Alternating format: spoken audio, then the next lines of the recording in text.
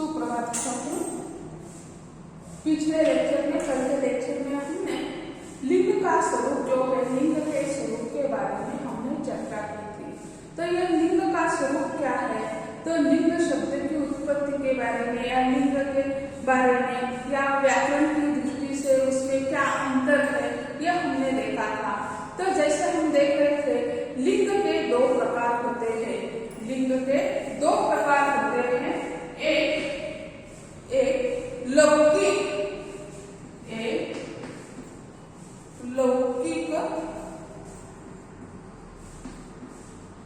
और दो व्याकरणिक।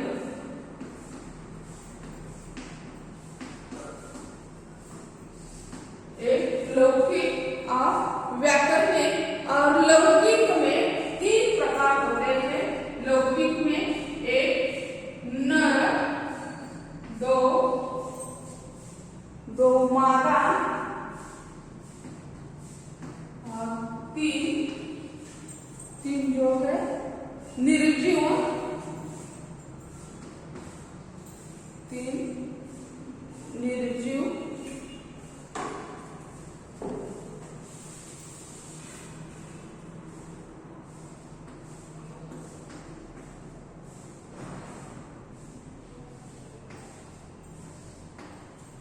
तीसरा जो है वह है निर्जीव।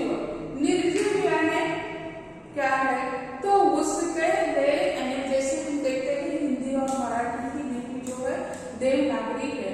तो हिंदी का विकास हम देखते हैं तो पहले वैदिक संस्कृत से पाणिनि संस्कृत से संस्कृत से प्राकृत से जैसे अपभ्रंश से हिंदी मराठी और खानदेश से।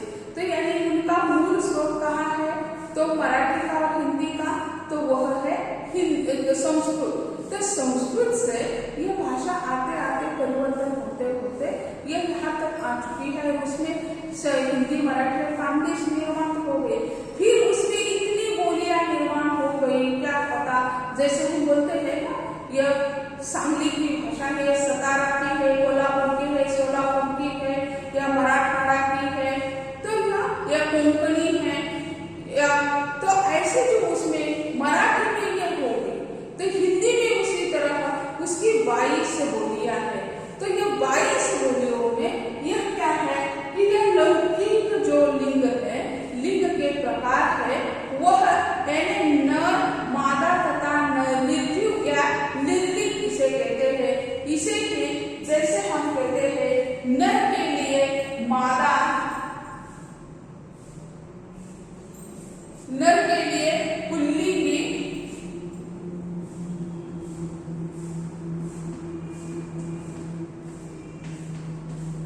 मादा के लिए स्त्रीलिंगी,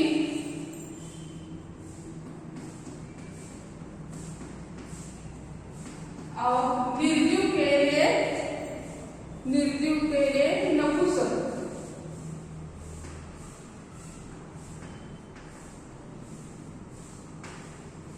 यानी निर्जीव के लिए नपुंसक कहा जाता है। तो यानी लौकिक और अलौकिक, यानी इसमें लौकिक और व्याकरणिक ऐसा कहा है। तो यानी लौकिक में यानी नर, मादा, निर्जीव से तीन प्रकार, और फिर इसे नर को क्या कहा जाता है, पुल्लिंगी, मादा को स्त्रीलिंगी और निर्जीव को पुल्लिंगी। तो ऐसे यानी हिंदी में यानी पुल्लिंगी लापता भी हो चुका है। फिर भी यानी जैसे हम कहते हैं मराठी में यह है पुल्लिंगी, नपुंसक जो है वो नपुंसक हमें दिखाई देता है। तो अगर संसार में सभी नर जीव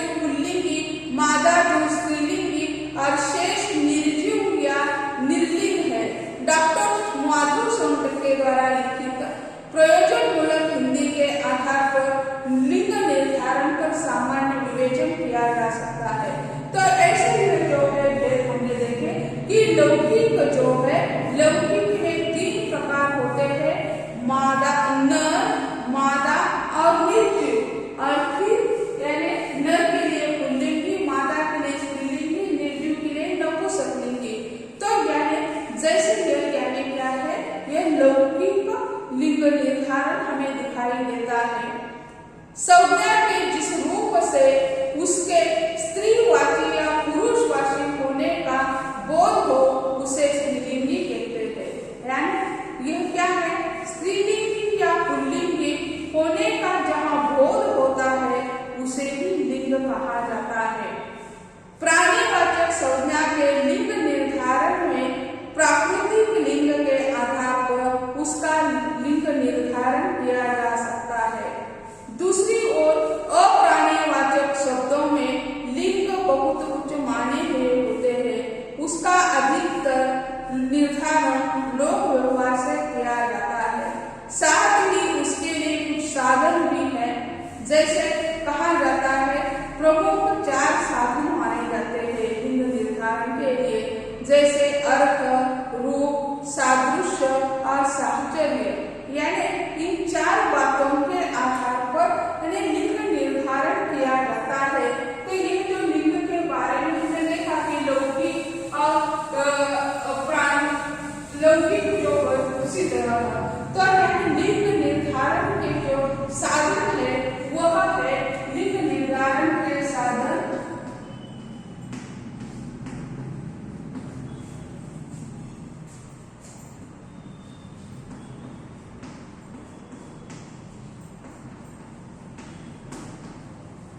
लिंग निर्धारण के साधन। उसमें पहला जो है अर्थ, 4 अर्थ माने गए हैं, 2 रूप, 3 सादृश्य, 4 साहचर्य।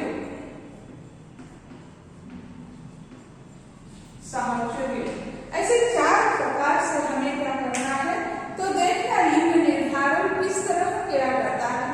तो अर्थ, रूप, सादृश्य और साहचर्य, इसके आधार पर लिंग निर्धारण किया जाता है। तो पहला जो है वह है अर्थ। अर्थ के बारे में हम चर्चा करेंगे। अर्थ के आधार पर लिंग निर्धारण वहाँ होता है जहाँ स्पष्टतः पुरुष या स्त्री जाति का ज्ञान हो जाता है। स्पष्ट रूप से हमें पता चलता है वाक्य, उदाहरण के तौर पर वह कॉलेज जा रहा है, वह कॉलेज जा रहा है, यह सर्वनाम का प्रयोग किया है, वह कॉलेज जा रहा है। इसी कारण क्या हो गया, उसमें जाति का पता लगा कि वह वाक्य किस प्रकार का है, वो वाक्य है पुरुषवाची। वह कॉलेज जा रहा है, यह पुल्लिंगी वाक्य हो गया। तो स्त्रीलिंगी वह कॉलेज जा रही है, जा रही है। तो रही जो है वह क्या शब्द है, वह स्त्रीलिंगी है। इसी कारण यह क्या पता चलता है हमें, यह स्त्रीलिंगी शब्द वाक्य है। वह कॉलेज जा रही है, स्त्रीलिंगी है, वो कॉलेज जा रहा है, वो पुल्लिंगी वाक्य बन गया। तो जहाँ हमें इन्हें पुरुष या स्त्री जाति का पता चलता है, बोध होता है, वह क्या कहते हैं उसे, वह अर्थ के आधार पर उसमें हम अर्थ ग्रहण कर लेते हैं, पता चलता है हमें वो क्या कहना चाहता है। पुरुष नारी ऐसे ही पति पत्नी गाय बैल आदि के निर्णय में कोई कठिनाई नहीं आती, किंतु किसी भी भाषा के सभी शब्द प्राणीवाचक नहीं होते हैं। कई शब्द संस्कृत से आए हैं, दूसरी भाषाओं से आए हैं, तो ऐसे शब्दों के अर्थ थोड़े से अलग होते, वाक्यों में उसका प्रयोग करते हैं हम, तो सोच बोध कर उसका प्रयोग हमें करना पड़ता है। प्राणीवाचक ही नहीं होते हैं और प्राणीवाचक में भी सर्वत्र इस नियम का पालन नहीं होता है। जैसे हिंदी में कोयल शब्द का व्यवहार हमेशा स्त्रीलिंगी में होता है। जैसे हम देखते हैं वसंत ऋतु का आगमन होता है तो कोयल गाने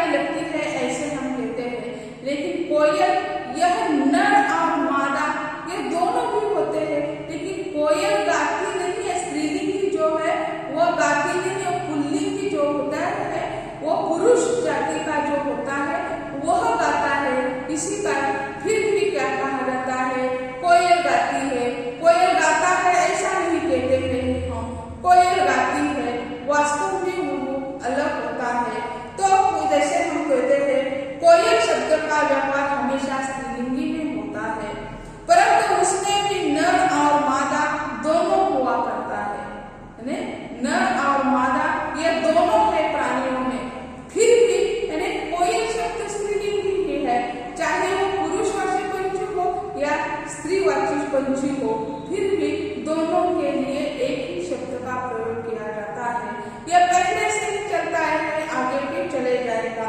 दूसरा जो है यानी लिंग निर्धारण के साधन जो है, दूसरे जो है वह है रूप। रूप के आधार पर हम किस तरह उसका प्रयोग कर देते हैं।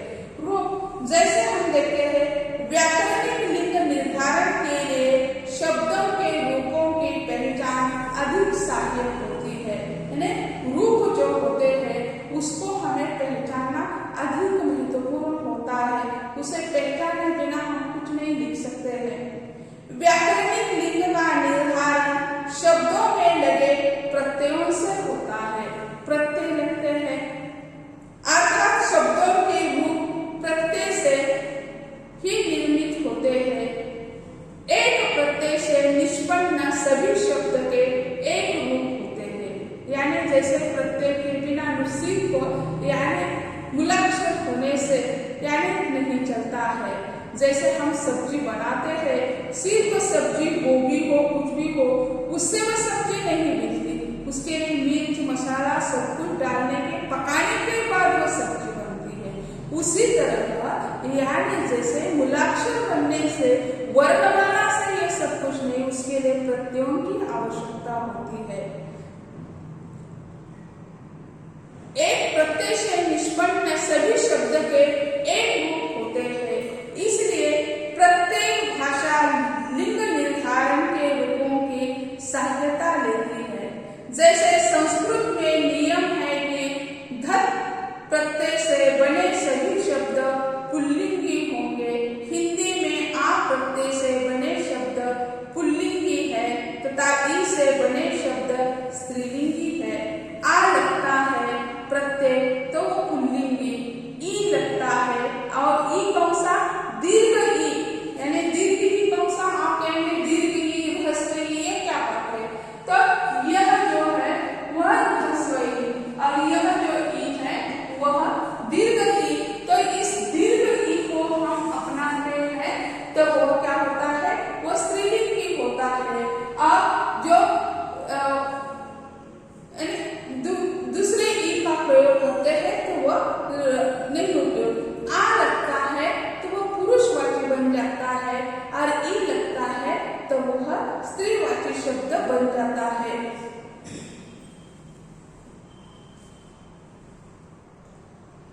जैसे संस्कृत में नियम है कि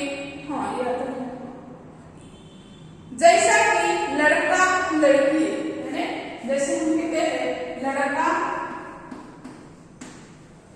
यह पुरुषवाची है, फिर लड़की इसका उच्चारण करते हैं लड़का आ इसमें आ दिखाई देता है आ, और इसमें ई दीर्घ ई ह्रस्व ई नहीं है, यह दीर्घ ई आ और ई इसका भेद हम देख सकते हैं। आ जाएगा तो वो पुल्लिंगी, ई आ जाएगा तो वो स्त्रीलिंगी हो जाता है। तो यह प्रत्यय जो होते हैं अ आ ई उ। अब तो पहले जो थी 12 खड़ी थी, आज 14 खड़ी आ गई है। 14 खड़ी यानी हर बार भाषा में परिवर्तन होना महत्वपूर्ण है। भाषा में परिवर्तन होता है और होना भी अनिवार्य है। तो यह जो होता है वो अलग प्रकार से होता है। तो यह हमें दिखाई देता है कि भाषा में परिवर्तन होना चाहिए और होता भी है और वह संशोधन होता है भाषा में। तो वो हो चुका है, वो पहले 12 खड़ी थी अब 14 खड़ी हो गई है। 14 खड़ी यानी उसमें दोनों को मिलाया गया है। तो स्वर जो है उसमें दो स्वरों को मिलाया गया है। आ यानी अर्धचंद्र वाला आ मिलाया गया है, दूसरा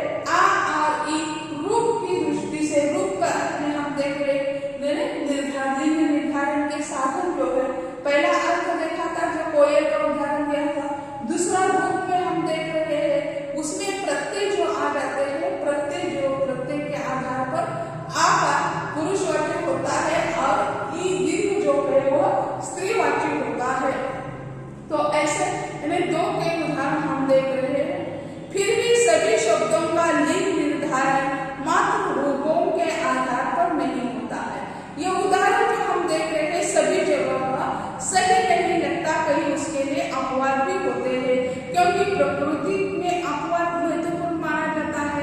तो ऐसे यानी रूपों के आधार पर सभी के यानी लिंग निर्धारण नहीं हो सकते हैं। जैसे कि पति पत्नी दोनों के रूप में अंत में ई आ जाता है। जैसे हमने उदाहरण दिया था कि यानी ह्रस्व ई और दीर्घ ई आ जाता है तो स्त्रीलिंग ई, और ह्रस्व ई आ जाता है तो देखो इसमें अपवाद को हम देखते हैं पति और पत्नी, पति और पत्नी, पति ई, पत्नी ई, ये दोनों क्या है? दोनों ह्रस्व है।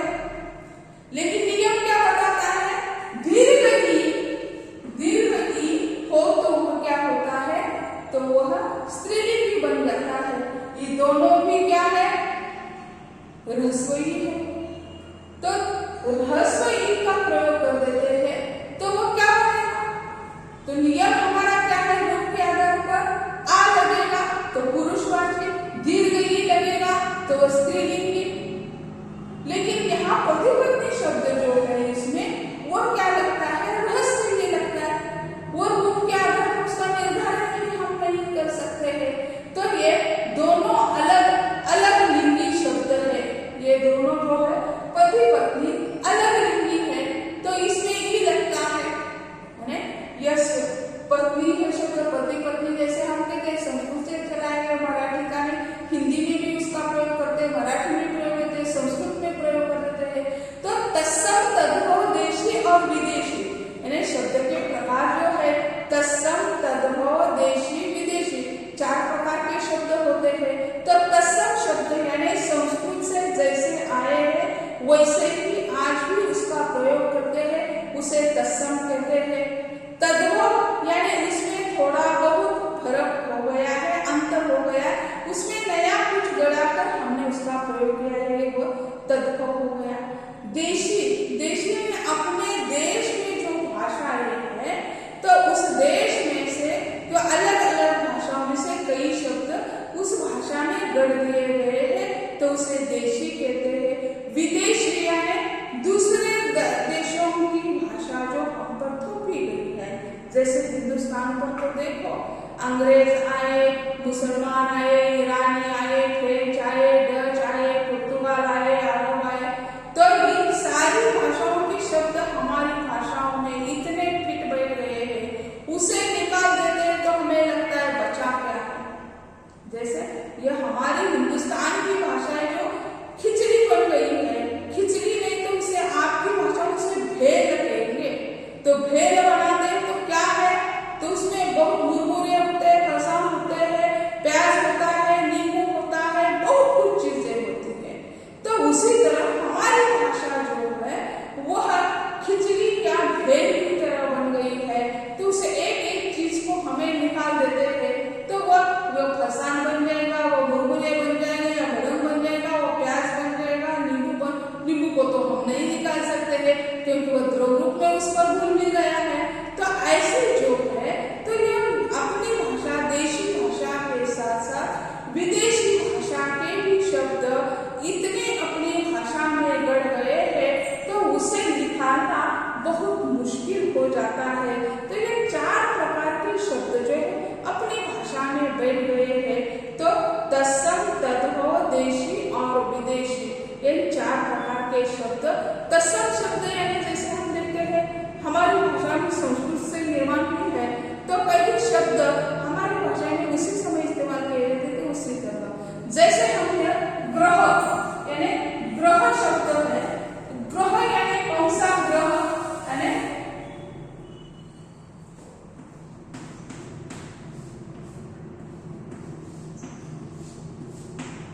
ये 2 ग्रह है, 2 प्रकार से ये ग्रह लिखा जाता है। यह जो ग्रह है वह आकाश मंडल के ग्रह जो है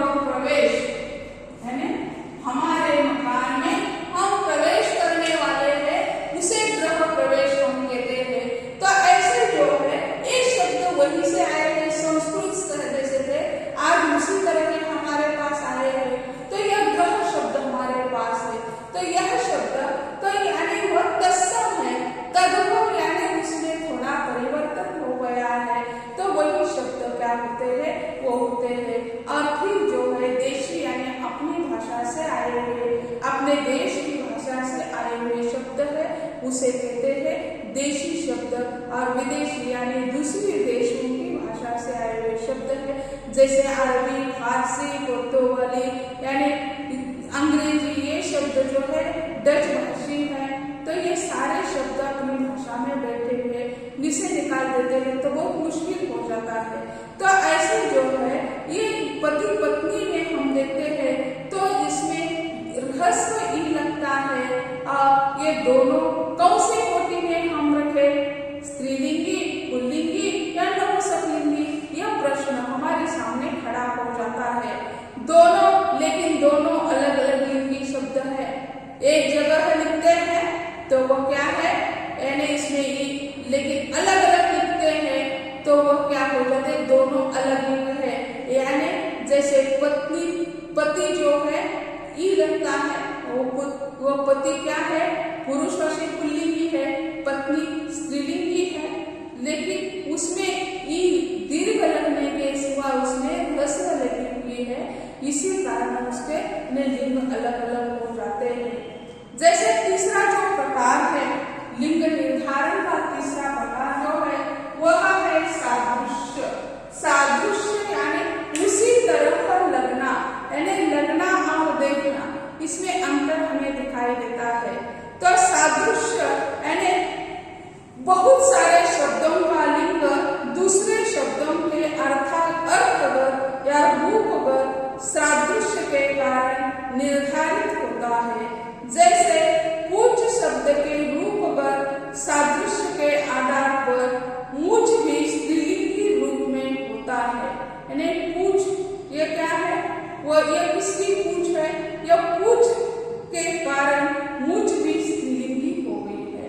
यानी पूछ के कारण, पूछ और मूछ यानी जानवरों की पूछ होती है और मूछ पुरुषों की होती है। पुरुषों की मूछ होते हुए भी वह क्या बन गई है, वह भी यानी स्त्रीलिंगी रूप में यानी प्रयुक्त होती है।